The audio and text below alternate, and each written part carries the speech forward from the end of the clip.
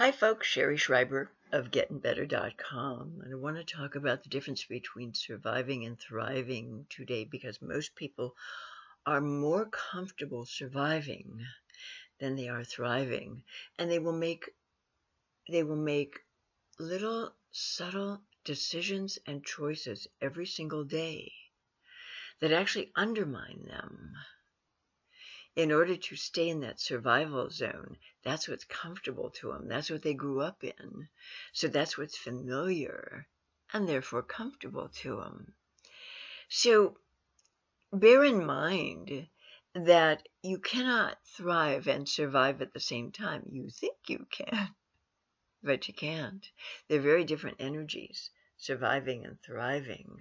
Thriving is about not worrying about the waves that are gonna come and hit you. It's knowing you've got a life raft under you, and it's going to support you very, very, very well. But if you're living in survival, you're unwittingly making little tiny choices and decisions every single day of your life that keep that condition in place for you.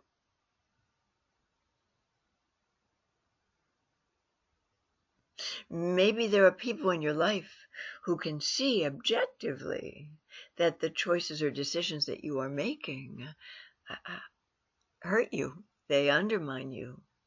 They hold you back. They're self-defeating behaviors. But you still won't let go of them. Why? Because they're comfortable and they feel more familiar. And maybe to make a different kind of choice means that you have to risk hurting someone's feelings, and oh my God, I couldn't possibly do that. So instead, you make a choice to throw yourself under the bus in favor of putting somebody else's needs and feelings ahead of your own. This is not productive.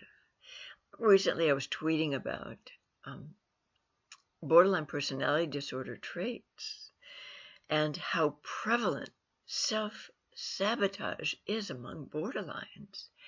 It's not that they necessarily make grand sweeping gestures to undermine themselves, but little tiny choices and decisions they make on a daily basis, minute to minute, keeping a relationship in place that does not serve them well, that keeps them from thriving, feeling some degree of inner peace and contentment, or being able to make more money, or whatever it is, okay?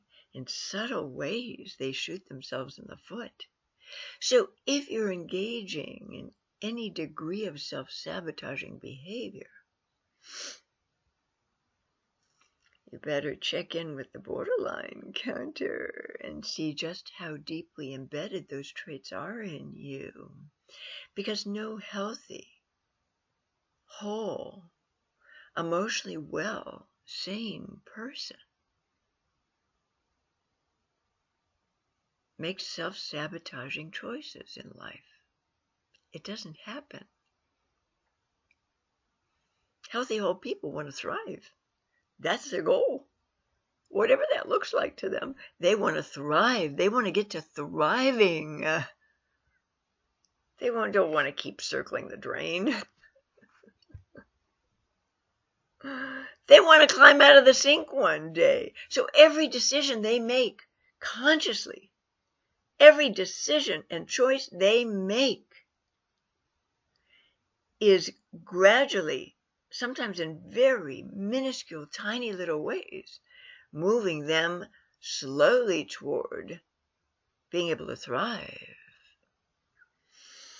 So if you're curious about the difference between surviving and thriving, ask yourself, when you're faced with a decision, when you're faced with a life choice, is this choice or decision going to contribute to my ability to thrive, or will it just keep me in survival?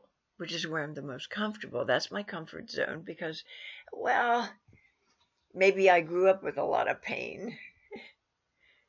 And pain is more comfortable to me than the absence of pain.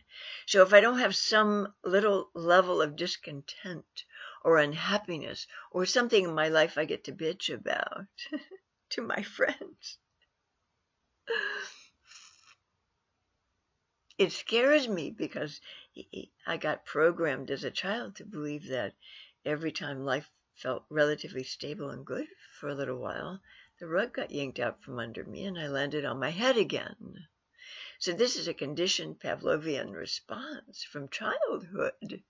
This unwillingness to thrive, this unwillingness to make choices and decisions that actually serve us and move us forward.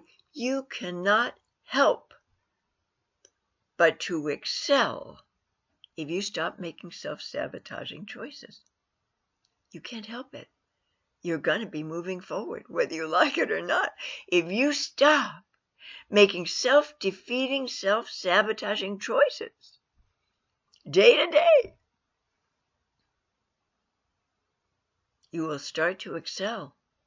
There's no other way around it. You absolutely will. So the obstacles that are in your life, you're maintaining. You're keeping them there for very specific reasons. And one of the main reasons is that's where you're comfortable. That's what feels familiar. That's what you grew up with. You grew up in struggle. So you bought into the belief that life has to be hard. It has to be a struggle. And my dears, you will never thrive this way. You never will. There's little obstacles you keep putting in your way. They keep you in survival mode. Well, you're just going to keep maintaining that condition. I'm hoping you can learn from this. I'm hoping the light bulb goes on in your head about this. Catch yourself making self-sabotaging choices. Catch yourself in self-defeating behaviors. Make the uncomfortable choice to do it differently today. And I promise you, your life is going to start improving. Can't help it. Can't help it if you quit putting those obstacles in your way or maintaining those unhappy, discontented conditions in your life. Can't help but get better, my dears. Okay? All right. Bye for now.